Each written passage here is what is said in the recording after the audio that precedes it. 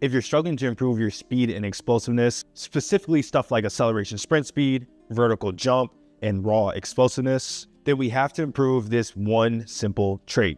In this video, I'll show you what that one simple thing is and some simple exercise progressions you can do to actually get explosive. And fixing this athletic trait has helped athletes on my Speed Academy program do this,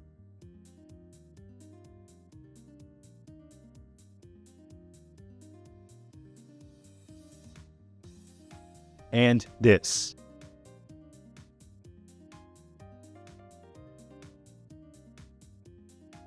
Let me show you what happens when you don't train this athletic trait. So this athlete reached out to me and his dream was to run 4.4 seconds in a 40-yard dash so he could secure a spot at the college level. The problem is he had 1 year to make it happen. No time to waste, no plan B. So he started grinding, he hit the gym, crushed sprints, and worked harder than most people I know. But no matter how much work he put in, nothing seemed to help him get faster. Every time he sprinted, something just didn't look right, although he was strong enough to be a good athlete. Like I said, he had the strength, no doubt about that, but he didn't have that snap, that explosive power you need to fly out of the start. And since he was trying to run track and play football at the college level, the start was almost the most important thing he needed to be a good athlete. It was frustrating to watch because at the surface level, everything looked decent. Technique, posture, angles were all pretty solid. So the problem was his body wasn't translating good technique and strength with speed. But once he started working with me, here's what I saw. The problem wasn't his effort, it was this one missing piece that you can easily train. He had the strength to move a lot of weight in the squats and deadlifts, but he did not have this one trait called rate of force development. So he could push a lot of force into the ground, but he couldn't do it fast enough so it can translate to what matters most, which is sprinting, change of direction, and vertical jump. So we focused on that. Everything we did was about making him more explosive and developing his fast twitch muscle fibers so he can fire his muscles quicker and more powerfully. And man, when I tell you it clicked, it clicked. He took his 40-yard from a 5.0 to a 4.4 second 40-yard, and he got his shot at the college level. And let me tell you, seeing that transformation, that's what it's all about. This week in my monthly newsletter, I'm going to be giving some of my favorite exercises for acceleration. You can sign up for completely free. Just click one of the links in the description to join the monthly newsletter.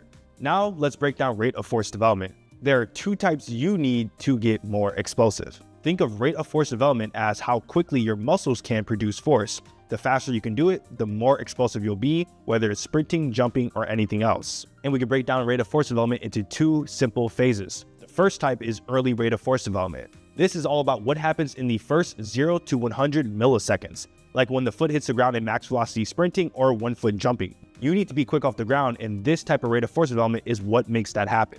And to train this quality, we're going to do something called a drotch step-up jump. So here's how you're going to do it. You can either do a max velocity focused one where you're doing a 4 to 8 inch box, and then you add 5 to 15% of your body weight, lift your foot, stop into the box and jump as high as possible, but you have to do it as fast as possible. Or if you want a more muscle dominant acceleration focused step up jump, you can do 10 to 12 inches instead of 4 to 8 inches. And then for sets and reps, we're going to do 2 to 4 sets of 4 to 6 reps. But here's the thing, training early rate of force development is only one part of the puzzle. You also need to focus on late rate of force development. Late rate of force development is anything that happens after the first 100 milliseconds.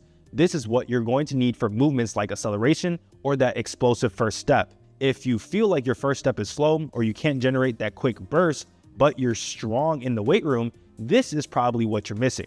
To train this, we're going to do a banded trap bar squat or a barbell half squat. So here's how you do it. Set up the trap bar or the squat bar with chains or bands. You can also do this without and just maybe load up a little bit more. Then perform your basic squat form, stand up with the weight, drop into a half squat position, and explode up as fast as possible. Since we're training something called strength speed, we could probably go a little bit heavier, probably somewhere around 70 to 85% of your 1 rep max. The key here is that the band tension gives you more weight or tension at the top of the lift, aka training late rate of force development, which happens after that 0.1 second impulse of force production.